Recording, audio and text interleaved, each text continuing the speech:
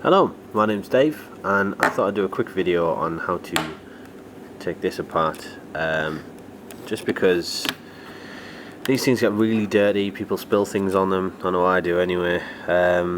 My housemate Gordon had a problem with one of the buttons on his particular pad, and he was just going to buy another one. I said, let's look inside it to see what's going on, and it just turned out to be some dirt that was between this button and that one, and some dirt that got in kind of behind the trigger buttons here. So I was just going to show you how to open it and what some of the problems can be when you open these things, because sometimes some of the bits inside can be hard to put back together or things like that. It might just give you a little bit of confidence when opening it and trying to see what's inside. There are 5 screws on the back, 3 across the top and 2 on the bottom. I've taken all of these out except for this one. I'm going to take this one out. Sometimes they are reluctant to come out. There might be dirt or dust or anything like that. Little tap usually just brings it out. And I've placed all of these screws in a cup to keep them safe. You want to keep them together. If they come out and drop on the floor, you might not find them again. It's the same with a couple of springs in the back of here that actually spring your trigger buttons. They're a real bitch to get back. Essentially, this whole housing, there's a clip in the middle here which sometimes comes away dead easily, it sometimes doesn't. So I'm going to see if I can try to, pop it open. If it doesn't pop open, just give the sides a little bit of pressure with differently facing fingernails and give it a press. See if you can get a bit of a gap going. That means you get some pressure in the middle here, and this clip will pop when you press it. You want to press the bottom bit on this particular model. Now there's 2 different variants that I've noticed that are kind of major changes. This housing is just 2 pieces of shell. On the other model I'm going to show you in a moment, the housing is 2 pieces of shell and a little kind of a, see if I can get a focus on that, a little kind of a separate piece of plastic which is just here. And I'll show you that in a minute, but I'm going to show you how to do this because this can be a little bit fiddly to put back together. So to take this shell off, I'm just going to kind of tip it forward a little bit. We don't really want to rack the bend or stress these back buttons, so I'm just going to take my time. If you haven't got some time to just chill out and do this, then don't do it. Just wait until you've got some time to do it. This is just plastic molding. You can do whatever you want with this. Clean it up, give it a polish. It'll make your controller look brand new. If you want to resell it, you know, it'll be in good condition and someone will probably buy it off you. This is the battery. Generally, I was always taught with the electronics, don't touch the circuit board or any items on the circuit board because you might short it with some, you know, static electricity or what have you. So I generally try not to do that and only touch the circuit board by the sides, which will do if you want to take the thing entirely apart. This battery, there's a couple of different variations of this as well. I haven't got the variant that has the little cradle for the battery, but these 2 plastic pieces here allow the battery to just sit in. You can feel that the battery sits in and where it needs to be, but it doesn't hold it very well, as you'll see later. Now you can take this out with some pliers. I just tend to pull it out. I'm fine with that. It's my controller and I can do what I like. But if you want to be careful about it, you might want to just get some pliers and gently tweak it out. That just comes out. We'll just set it over there. You can replace those as well if your battery doesn't function anymore. It's very easy to replace that, as you've seen. You just plug your own in, pop it on, and then close the case in the way that I'm going to show you in a moment.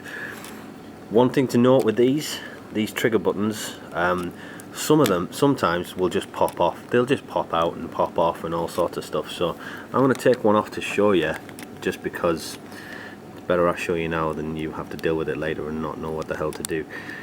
So these just clip on, literally. Now in this particular arrangement and model, there is a little bar here and a little spring. This is the thing that you push against when you're killing noobs and such, as you may say. That on some of the other models, especially Gordon's, which I took apart, this bar that runs down here, which obviously all of this pivots on, and this spring, I dropped this quite a few times and the spring just fell away. it just slides out and all over the place. So you want to be careful with that. If you are going to reapply it to the controller, there is a clip system here. See, that's the button for your trigger. What you want to do is, there's a little kind of a trough for the spring. Push the spring in. Don't engage the little sort of shaft with these clip things. Push it as far down as you can and then clip it in. Now if you've got maximum push on that when you clip it in, that means you're going to have a nice return, which is just there. Now that's not pressing properly, so I've put that spring in incorrectly. In fact, I've got it the wrong way in. I should be showing you how to do this, and it's not very good. Make sure your spring is like that, and this is the part you want to be pressing against the housing, because if it's like that, obviously you're going to get that weird effect and it's not going to work. Right, so we've got it in the right way. We're going to depress that spring all the way. We're not going to engage it yet, and then engage, and that's where we want to be. If you don't do that, you'll get this kind of weird effect where this rubber and the pivoting sort of slide pole thing in there is rubbing against the rubber in an incorrect manner. It's caught up on it, so you'll have kind of like a stick going on. It's really strange. So what we want to do with this, get a decent screwdriver. If your screwdriver doesn't fit these screws, then don't use it, use a better one. You don't want to round these screws off or damage them in any way. This screw retains this board, the circuit board, to the housing. You can take this off, generally push it down, try and push it down so that the screw comes out of the circuit board so I can retain it somewhere else. I'm going to put this in with the other screws in the cup, as it is, just going to check it's different. Pretty sure it's smaller. On some of the models it's a little chrome screw. It looks similar. I'm going to keep it outside of the cup so I can differentiate it, but keep it near. Now this circuit board is attached to this housing by that screw and these wires that attach to these vibration motors here, which vibrate your controller whenever you're shot or you maneuver something or you drive a giant tank. So you can take this out. Generally you don't want to. It's got the analog sticks attached to it. So what we're going to do first is I'm going to take a flathead screwdriver. The other one I was using was a crosshead or Phillips screwdriver. I'm going to take a flathead. This particular model has clips here. Some of them have screws. Now basically, if I can get a focus, go, there we go.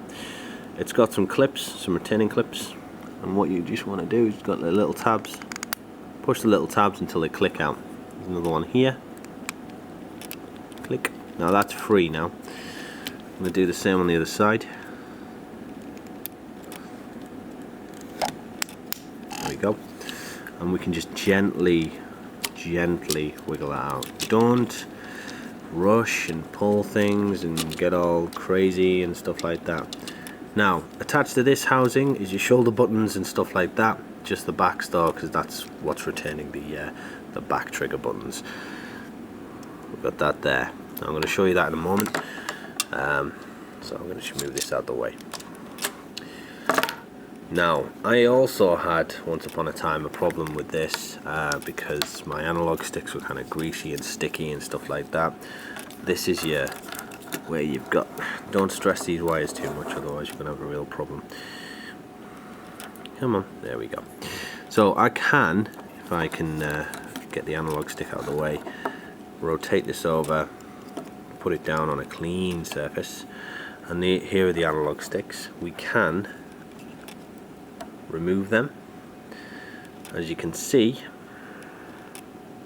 there is a shape to them, and there is that similar shape on here as well if you want to pop it back on. So I'm just going to pop it back on the appropriate shape here. There we go. Now you can clean those out, brush them up, see if you can give them a good kind of a environment to work in, and place the motherboard back in. Just going to rotate it around again. There we go. Again, if these come off, just put them back on how I've shown you, and just gently move that back over there. I'm going to show you this bit. This bit retains your L and R1 buttons, which are here. We're going to have to take those out anyway because we've got to reseat them once we've taken that rubber edging out. This is the bit that I cleaned out for my housemate's controller. Now, the model that I took out, this was loose. This light panel here that actually lights up and gives you the notifications of which controller it is. If it's loose, it will fit back in where it needs to be. If you just take your time, you should be able to see where it fits. It's not as if it goes anywhere else or if it's super complicated. If you want to clean this out, you can. You got your start and your select button and your PS button there. Your PS button does pop out. It will only fit back in one way because it's got some little tabs on it. The rest of these buttons have some little tabs as well. Take this apart and put it back together. There we go. So that's seated nicely. It's all about getting the seating right, because if the seating is correct, it will fit back together mostly alright. This is the retainer, this kind of plastic weird retainer looking thing for these buttons. There is a little kind of a thing in the middle which is specifically shaped so that you have to put this on that way, otherwise it's not going to fit that way. You can clean this, give it a wipe, a rinse. It's not going to hurt it, just to make sure there's no water left inside of the controller if you are wiping it down. Generally a lightly damp cloth is good. This is the particular button that I cleaned before that had all gunk all over it. I think it was coffee mainly. Let's see if I can get it focus. There we go. So we've got the triangle button there, and the edge of it just gets dirty and marked and horrible and stuff like that. So you can clean that. You can clean inside the hole of the controller where it sits. These are the tabs. They're unique to the triangle button itself. So all you need to do is reseat that. Doesn't matter which way you put it in, you just need to spin it around, it will drop in. It's the same for all the other buttons as well. And this one here is the directional button, which I'm sure you're familiar with. Again, another retainer, and this is the directional button, which you can pop out and clean if you spill, you know, toffee on it, or you know, cheesy crisps, or whatever you eat while you're doing your strat game or whatever you do. Now on this, some of the other model, I don't know whether the other model has it, but there's like a little kind of three-legged plastic assembly that kind of fits over the D button to give it that dome-like thing. I mean, mine's got it inbuilt. It never had it. I think it's just a later model, or possibly an earlier model that just didn't have it. But it's in the other one, and it seems to give you the ability to kind of roll your D-pad over nicely. Just make sure that's where it was. It's fairly easy to take off and put on. There's no clipping to it. It just sits on it. So the challenge now is to put this back together. Make sure all that is nice and fits, and the edges are where they're meant to be. Now this is a difficult bit. I'll be honest with you, I've done this a couple of times. Obviously you might do this after you've cleaned it. This needs a cleaning. I might just take this apart again later on and do that. But when you put this together, you want to make sure your shoulder buttons are relatively out of the way. Just set them down there, make sure they lie appropriately, and just get your analog sticks into those holes and just settle it in slowly and carefully. There we go. The best thing to do is line these clips up, because then everything else is just kind of gonna fall in and go where you need it to. 2 clicks, 2 clicks, and then your circuit board usually has, I mean mine has a little circular thing here that sits flush with it. There's a white peg here that goes through the circuit board on this particular model. So what I'm going to do first is just secure this. Got my screw that I saved, just pop it in the hole, screw it in. There we go. Okay, so that's all clipped in, that's secure. I'm not going to put the battery in yet because I've got some fiddly stuff to do here. Now these, it comes as soon as you grab these things, they just kind of pop out, so just be careful. These little foot peggy things here slide into some little slider things. Now I'm having to put some pressure on the connection between this thing and the housing, because I'm having to pull it to kind of tip it over Now that's sat in now, but it's sat in without the front button. Now if I try and put this in with that button in there, the plastic, the rubber that you use to press the button, it doesn't sit right. It won't allow you to press this button correctly. So you're gonna have to put this in after you've slid this in. And the way you do that, I'll just clear out some stuff. Okay. Now the way I do this is there is a sharp edge. Get some focus. There's a sharp edge on the top of this button here. Let me take this away. There we go.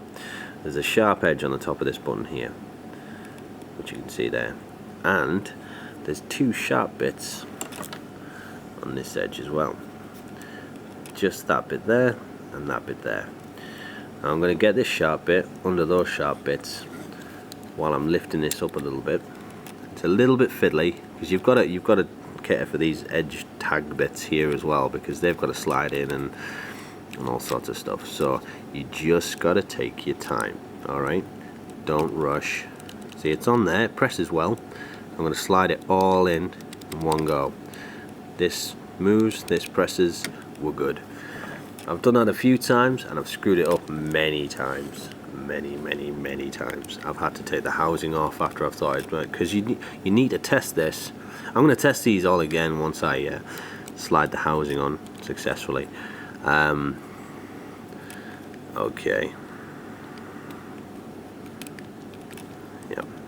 Yeah, we're good. Alright, so got the front housing, got that secure, those press well. Yeah, I'm happy with that. Okay, so don't forget to put the battery in. If you forget to put the battery in, you'll feel like a dick, I promise you. I know, because I have felt like a dick before for not doing that. So when I put this battery in, generally it'll just sit like that, annoyingly. So what I generally do is just kind of push the wire down here. Nice. Okay, now this has a problem when you put it back together, because you loop the back thing over here and you kind of get it right and it looks good, but then your battery tends to have the problem, because you're usually looking at it this way when you're putting it together, or I was anyway, and the battery will just pop up and move down a bit like that, and it will obstruct this and this meeting. So what I have to do is hook this over, get those in there, being very gentle, and then turn this up the other way, right, and make sure I'm getting the gravity to act from here down there so it doesn't pop up.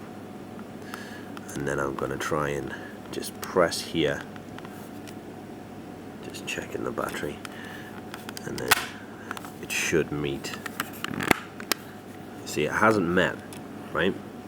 That's not meeting. There's something going on in here which is a problem. So I'm just gonna pop it back open again. Now when I pop this open, I need to make sure my shoulder buttons are okay. Yeah, they're alright, I think.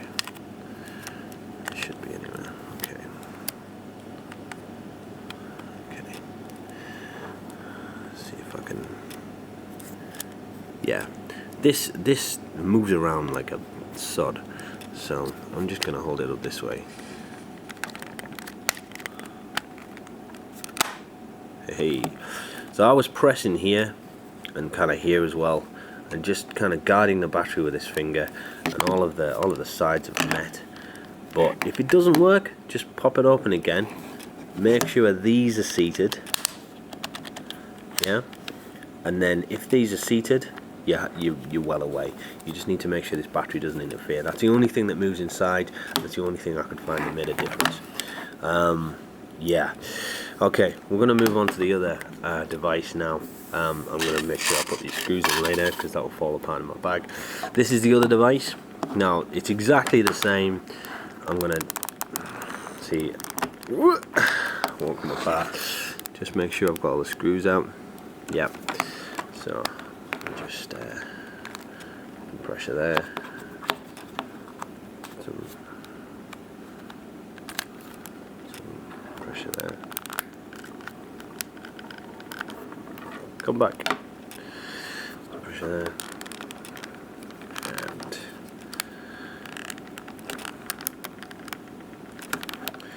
now let's see.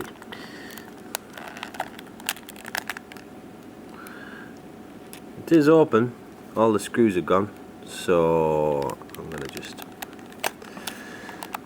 not too much pressure. You see, I had to put a lot of force into there to get that open. Some of these models are a bit different. I think this is quite an older controller, to be honest. So when I take this apart, I'm gonna try and show you this as best as I can. You can pull this just straight away because it's got these inserts here. So if I pull this straight away like that, now something's happened to these buttons here. You need to be careful, okay? I'm going to take this insert out because it might start pulling all sorts away from it. There we go. Okay, that is the insert. That's your button, and this is your back piece. There we go. So this is an older controller. It doesn't have the rumble. It's just got your standard battery, an old looking circuit board, to be honest, and yeah, it's kind of see-through plasticky as well. This has the reset button there. It's got a little insert that you can kind of take off. You have to remember to put that back on, otherwise you're not going to be able to reset it. And it's exactly the same. Now, sometimes you might find that these little battery guides come out. Just pop them back in again as best you can, but remember, take your time, okay? So what we're going to do is I'm going to show you how to put these buttons back on. I'm going to try and do it with the battery, which is going to be a novel thing. This has the same thing. It's got these little slidey insert things here, and it's got this button. So I only really need to do one because the other one's the same. Now this has a shorter sharp edge on it, and this has kind of like a little internal edge bit here as well, so I'm going to try and just pop it in there. Now step one, getting the rubber to mate correctly with this button is essential. Step two, you can gently slide the entire assembly out and then delicately place this into the tracks that are inside the housing so it meets successfully. Now that kind of feels alright, but it doesn't feel very good. I'm going to just slide this out again. Drop that piece. And I'm going to maybe try just doing something a little bit different. Slide that in. Right up there. Do that first, maybe, and that second, and then slide everything in at once. Feels a lot better. Just gonna write this. Feels good. I'm gonna delicately, because these things can just fall the hell right out. They're a nightmare. Delicately move everything back. I'm going to try and put all of this back on. Now those little inserts, come on, they slide into this two grooves here, so we want to try and get that effect to happen. Turn this around. As I say, you can just slide this right on. You just want to guide it in.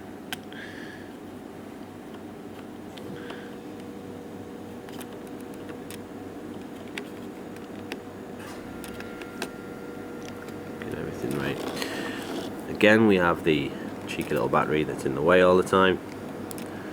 Gently over that, and then we want to make sure everything's right here.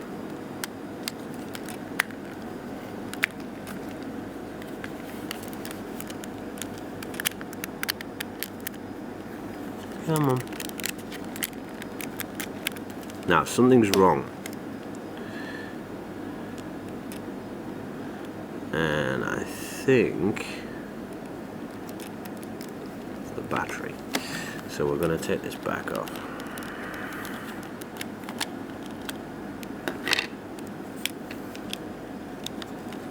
Yeah, these aren't meeting correctly. This is fiddly as hell. So I'll take this. I'm going to pop it in correctly. I'm going to make sure that's clipped in. There we go. Now, this side and this side meets well. That's what you got to do.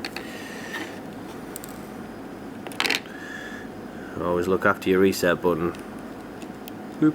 There we go. Back in. Alright. Gently does it.